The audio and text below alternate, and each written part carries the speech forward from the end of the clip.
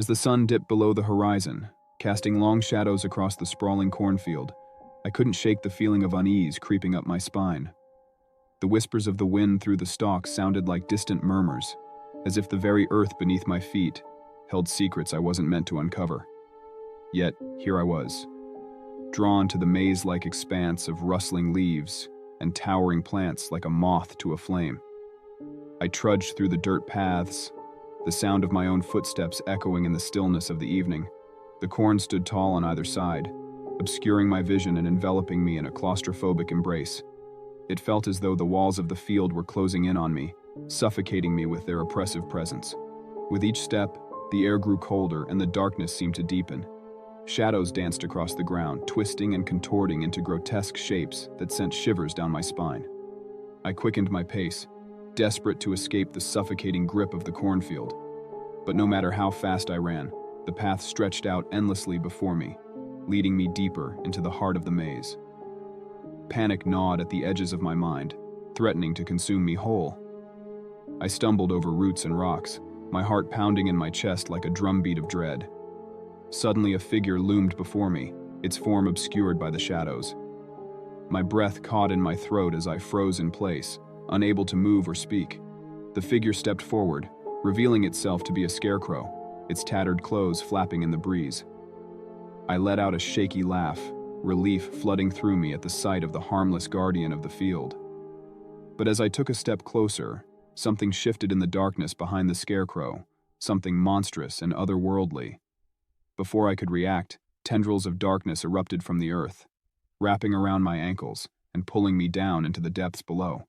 I screamed, clawing desperately at the ground as I was dragged deeper into the labyrinth of nightmares. The world spun around me, a whirlwind of shadows and whispers that threatened to drive me mad. I closed my eyes, praying for it to end, but the darkness only tightened its grip, crushing me beneath its weight. And then, just as suddenly as it had begun, it was over. I lay gasping for breath on the cold ground, the echoes of my screams fading into the night.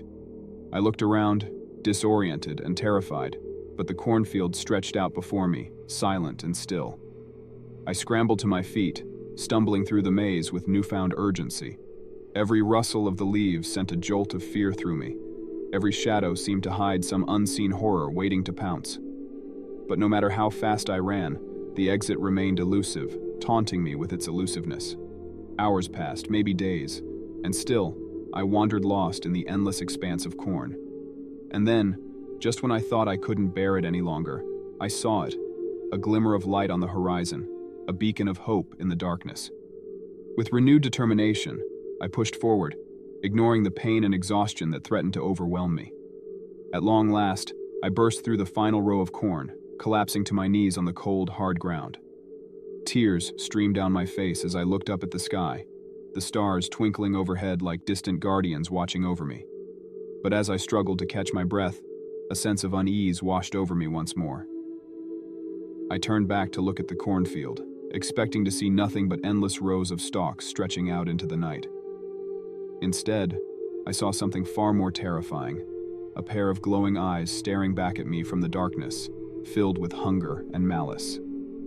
And as I watched in horror, more eyes appeared, hundreds of them, glowing like embers in the night.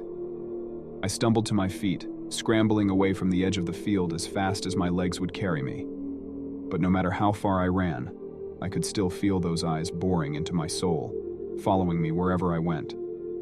And as I fled into the safety of the night, I couldn't shake the feeling that the cornfield would always be there, waiting patiently for its next victim to wander into its deadly embrace.